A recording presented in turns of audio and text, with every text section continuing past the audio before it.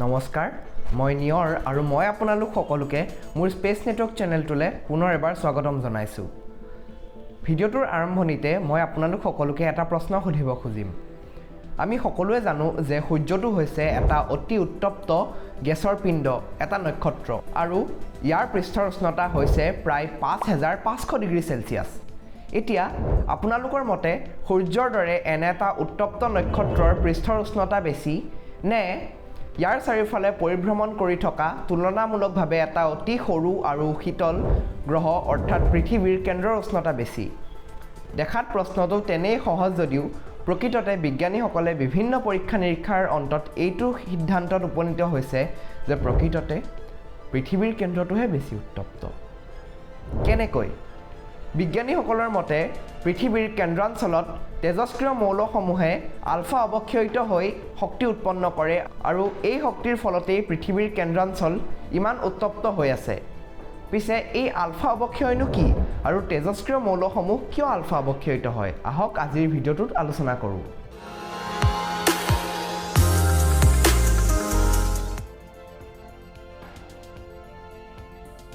আমাৰ বিশ্ব ব্ৰহ্মাণ্ডত বৰ্তমানলৈকে প্ৰায় 118 বিধ ভিন ভিন মৌল চিনাক্ত হৈছে প্ৰতিটো মৌলৰে ক্ষেত্ৰত কিছুমান উমৈহতীয়া বৈশিষ্ট্য আছে যেনে প্ৰতিটো মৌলতেই প্ৰটন নিউট্ৰন আৰু ইলেক্ট্ৰন পোৱা যায় পিছে এই মৌলসমূহক এটাক আনটোৰ পৰা পৃথক কৰা কাৰক হৈছে প্ৰটনৰ সংখ্যা অৰ্থাৎ পাৰমাণৱিক সংখ্যা আৰু যিবোৰ মৌলৰ পাৰমাণৱিক সংখ্যা কম হয় সেইবোৰৰ ক্ষেত্ৰত এটা বৈশিষ্ট্য দেখা যায় যে এইবোৰত থকা প্ৰটন আৰু নিউট্ৰনৰ সংখ্যা প্ৰায় একেই হয় কিন্তু মৌল এটাত থকা প্ৰটনৰ সংখ্যা যিমানেই বাঢ়ি যায় অৰ্থাৎ মৌলটো যিমানেই গধুৰ হৈ পৰে সিমানেই মৌলটোত থকা প্ৰটনৰ সংখ্যাৰ তুলনাত বেছি সংখ্যক নিউট্ৰন পোৱা যায় ইয়াৰ কাৰণটোনো কি আহক আলোচনা কৰোঁ পৰমাণু এটাৰ কেন্দ্ৰাঞ্চল অৰ্থাৎ নিউক্লিয়াছত প্ৰটন আৰু নিউট্ৰন পোৱা যায় নিউট্ৰনসমূহ আধানহীন যদিও প্ৰটনসমূহ ধনাত্মকভাৱে আধানযুক্ত আৰু আমি সকলোৱে জানো যে বিদ্যুৎ চুম্বকীয় বলৰ ক্ৰিয়াৰ ফলত একে আধানযুক্ত কণাসমূহৰ মাজত বিকৰ্ষণ বলে দেখা দিয়ে এতিয়া প্ৰশ্নটো হ'ল যদি নিউক্লিয়াছত এনে ধৰণৰ একে আধানযুক্ত প্ৰটনেৰে ভৰপূৰ হৈ থাকে তেতিয়াহ'লে কিয় নিউক্লিয়াছটো ভাঙি নপৰে আৰু এই প্ৰটন নিউট্ৰনসমূহ কিয় বান্ধ খাই থাকে ইয়াৰ আঁৰৰ মূল কাৰণটো হৈছে বিশ্ব ব্ৰহ্মাণ্ডৰ আটাইতকৈ বেছি শক্তিশালী নিউক্লিয় বল একে আধানযুক্ত প্ৰটনসমূহৰ মাজৰ বিকৰ্ষণ বলক শক্তিশালী নিউক্লিয় বলে বাধা দিয়ে আৰু নিউক্লিয়াছত থকা প্ৰটন আৰু নিউট্ৰনসমূহক এই শক্তিশালী নিউক্লিয় বলে বান্ধি ৰাখে ইয়াৰ ফলতেই নিউক্লিয়াছটো ভাঙি নপৰে শক্তিশালী নিউক্লিয় বলৰ এটা পৰিসৰ আছে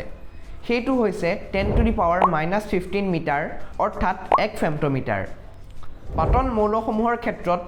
এই মৌলবোৰৰ নিউক্লিয়াছ 1 ফেম্টোমিটাৰতকৈ সৰু হয় যদিও যিমানেই পৰমাণুটো গধুৰ হৈ আহে ইয়াৰ নিউক্লিয়াছৰ আকাৰ বৃদ্ধি পায় আৰু কিছুমান পৰমাণুৰ নিউক্লিয়াছৰ আকাৰ 1 ফেম্টোমিটাৰতকৈ বাঢ়ি যায় এনে বৃহৎ নিউক্লিয়াছবোৰৰ ক্ষেত্ৰত শক্তিশালী নিউক্লিয় বলৰ প্ৰভাৱ কমি আহে আৰু এই নিউক্লিয়াছটো বিদ্যুৎ চুম্বকীয় বলৰ প্ৰভাৱত ভাঙি পৰাৰ আশংকাও থাকে এই ক্ষেত্ৰত নিউক্লিয়াছটোক সুস্থিৰ কৰি ৰখাত নিউট্ৰনে মূল ভূমিকা পালন কৰে যিহেতু নিউট্ৰনসমূহ আধানহীন গতিকে এইবোৰে বিদ্যুৎ চুম্বকীয় বলৰ প্ৰভাৱ অনুভৱ নকৰে পিছে এইসমূহ শক্তিশালী নিউক্লিয় বলৰ দ্বাৰা প্ৰবলভাৱে আকৰ্ষিত হয় গধুৰ পৰমাণু এটাৰ ক্ষেত্ৰত নিউক্লিয়াছত বেছি সংখ্যক নিউট্ৰন থাকিলে এই নিউট্ৰনসমূহে বাইণ্ডিং এজেণ্টৰ দৰে কাম কৰে আৰু নিউক্লিয়াছটোক অধিক সুস্থিৰ কৰি ৰখাত সহায় কৰে সেইবাবে গধুৰ মৌলসমূহৰ ক্ষেত্ৰত তুলনামূলকভাৱে বেছি নিউট্ৰন দেখা যায় ইয়াতে এই কথাটো বিশেষভাৱে উল্লেখযোগ্য যে এনে গধুৰ মৌলসমূহৰ ক্ষেত্ৰত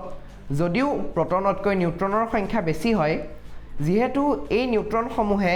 পৰমাণুটোক সুস্থিৰ কৰি ৰখাত মূল ভূমিকা পালন কৰে এইবোৰ বিটা অৱক্ষয়ৰ সহায়ত প্ৰটনলৈ সলনি নহয় নিউট্ৰনৰ সংখ্যা বৃদ্ধি কৰি মৌল এটা সুস্থিৰ হৈ থাকিব পাৰে যদিও এই ক্ষেত্ৰতো সীমাবদ্ধতা আছে যিবোৰ মৌলৰ ভৰ সংখ্যা 210তকৈ বেছি হয় এই ক্ষেত্ৰত নিউট্ৰনে পৰমাণুৰ নিউক্লিয়াছটো বান্ধি ৰখাত অসমৰ্থ হয় আৰু নিউক্লিয়াছটো কিবা প্ৰকাৰে ভাঙি গৈ ইয়াৰ আকাৰ 1 ফেম্টোমিটাৰতকৈ সৰু কৰাটো আৱশ্যক হৈ পৰে এই ক্ষেত্ৰতেই আলফা অৱক্ষয় দেখা দিয়ে এই আলফা অৱক্ষয়ৰ সহায়ত নিউক্লিয়াছটো আন এটা পাতল মৌলৰ নিউক্লিয়াছলৈ সলনি হয় আৰু এই প্ৰক্ৰিয়াটোত এটা আলফা কণা এৰি দিয়ে এই অৱক্ষয়ত নৱসৃষ্ট নিউক্লিয়াছটোৰ ভৰ সংখ্যা পৈতৃক নিউক্লিয়াছতকৈ 4 কম হয় আৰু পাৰমাণৱিক সংখ্যা পৈতৃক নিউক্লিয়াছতকৈ 2 কম হয় আৰু এই অৱক্ষয়ত নিউক্লিয়াছটোৱে এৰি দিয়া আলফা কণাটোৰ ভৰ সংখ্যা 4 হয় আৰু পাৰমাণৱিক সংখ্যা 2 হয় অৰ্থাৎ আলফা কণাটো হৈছে এটা হিলিয়ামৰ নিউক্লিয়াছ এই ক্ষেত্ৰত প্ৰমিথিয়াম এটা বিৰল উদাহৰণ প্ৰমিথিয়াম হৈছে এটা মানৱ সৃষ্ট মৌল আৰু ইয়াৰ যি ভৰ সংখ্যা আছে সেইটো 210তকৈ কম যদিও যেহেতু ইয়াৰ কোনো স্থিৰ সমস্থানিক নাই গতিকে ই আলফা অৱক্ষয়িত হয় অন্য সুস্থিৰ মৌললৈ সলনি হয় আলফা কণা উৎপন্ন হোৱাৰ বাবেই এই প্ৰক্ৰিয়াটোক আলফা অৱক্ষয় বোলা হয় আপাত দৃষ্টিত এই পৰিঘটনাটো অতি যুক্তিপূৰ্ণ গধুৰ মৌলসমূহৰ নিউক্লিয়াছে সুস্থিৰ হ'বলৈ এটা আলফা কণা এৰি এটা পাতল মৌলৰ নিউক্লিয়াছলৈ সলনি হয় কিন্তু যেতিয়া আমি এই বিষয়ে আৰু গভীৰভাৱে অধ্যয়ন কৰোঁ তেতিয়া এই ক্ষেত্ৰত এটা সমস্যাই দেখা দিয়ে সেই সমস্যাটোৰ বিষয়ে জানিবলৈ চেষ্টা কৰোঁ আহক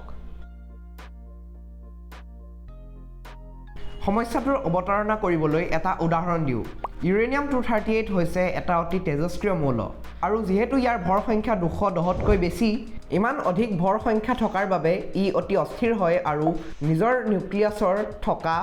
নিউক্লিয়নৰ সংখ্যা কমাবলৈ ই আলফা অৱক্ষয়প্ৰাপ্ত হ'বলৈ চেষ্টা কৰে পিছে নিউক্লিয়াছৰ পৰা আঁতৰি আহিবলৈ আলফা কণাটোৰ এটা নিৰ্দিষ্ট শক্তি থাকিব লাগিব ইউৰেনিয়াম 238ৰ ক্ষেত্ৰত এই শক্তিটো হৈছে প্ৰায় 20 মেগা ইলেক্ট্ৰন ভোল্ট অৰ্থাৎ যেতিয়া নিউক্লিয়াছটোৰ পৰা এই আলফা কণাটো ওলাই আহিব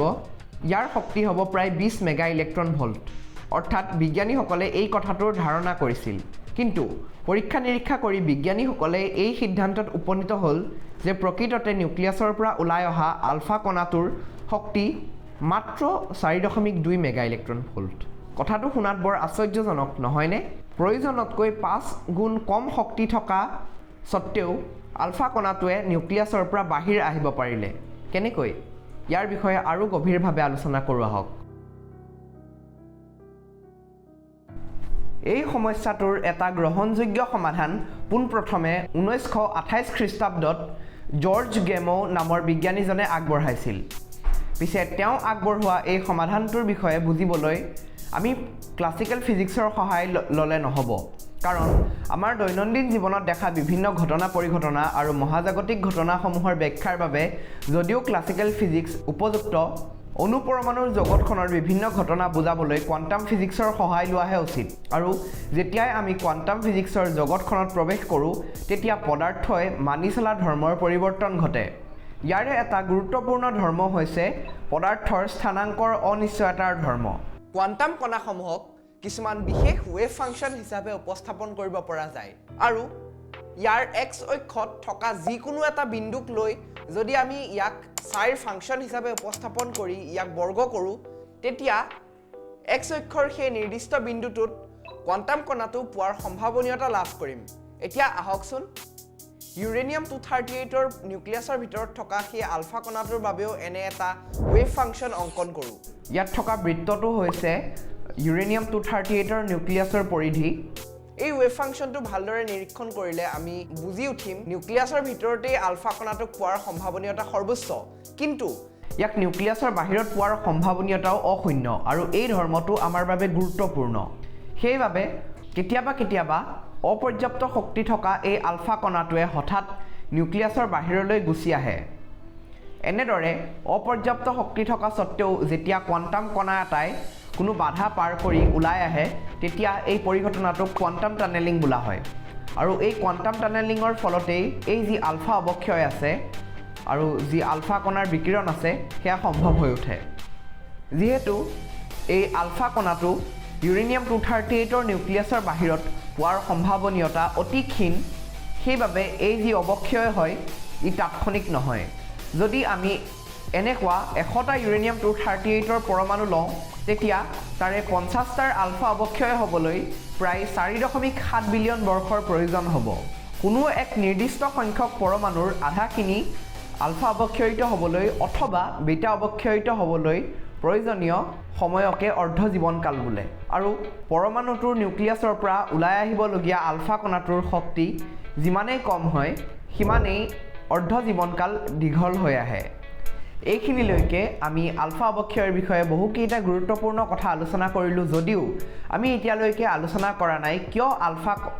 অৱক্ষয়ৰ সময়ত শক্তি বিকিৰণ হয় গতিকে আহক এই বিষয়েও অলপ আলোচনা কৰোঁ প্ৰকৃতিত উন্মুক্তভাৱে থকা দুটা প্ৰটন আৰু দুটা নিউট্ৰনৰ ভৰৰ তুলনাত এটা হিলিয়ামৰ নিউক্লিয়াছৰ ভৰ কম হয় ইয়াৰ অৰ্থ এইটোৱেই হ'ল যে যেতিয়া হিলিয়ামৰ নিউক্লিয়াছ এটা গঠন হয় তেতিয়া হিলিয়ামৰ নিউক্লিয়াছটোৱে কিছু পৰিমাণৰ ভৰ হেৰুৱায় এই হেৰুৱা ভৰখিনি আইনষ্টাইনৰ ভৰ শক্তি সূত্ৰ মতে শক্তিলৈ ৰূপান্তৰিত হয় আৰু এই শক্তিখিনিক বন্ধন শক্তি বা বাইণ্ডিং এনাৰ্জি বুলি কোৱা হয় পৰমাণু এটাৰ মুঠ বাইণ্ডিং এনাৰ্জি পৰমাণুটোত থকা প্ৰটন আৰু নিউট্ৰনৰ মুঠ সংখ্যাৰে হৰণ কৰিলে বন্ধন শক্তি বা বাইণ্ডিং এনাৰ্জি পাৰ নিউক্লিয়ন পোৱা যায় আইৰণৰ নিৰ্দিষ্ট এটা সমস্থানিকৰ ক্ষেত্ৰত বাইণ্ডিং এনাৰ্জি পাৰ নিউক্লিয়ন সৰ্বোচ্চ হয় আইৰণতকৈ পাতল আৰু আইৰণতকৈ গধুৰ পৰমাণুসমূহৰ ক্ষেত্ৰত এই বাইণ্ডিং এনাৰ্জি ক্ৰমাৎ হ্ৰাস পায় অৰ্থাৎ এই পৰমাণুসমূহৰ ভৰ এইবোৰ যিসমূহ নিউক্লিয়নেৰে গঠিত হৈছে সেইসমূহৰ মুঠ ভৰৰ কাষ চাপে আৰু সেইবাবে এটা থৰিয়াম 234 পৰমাণু আৰু এটা আলফা কণাৰ মুঠ ভৰ ইউৰেনিয়াম 238ৰ ভৰতকৈ কম হয়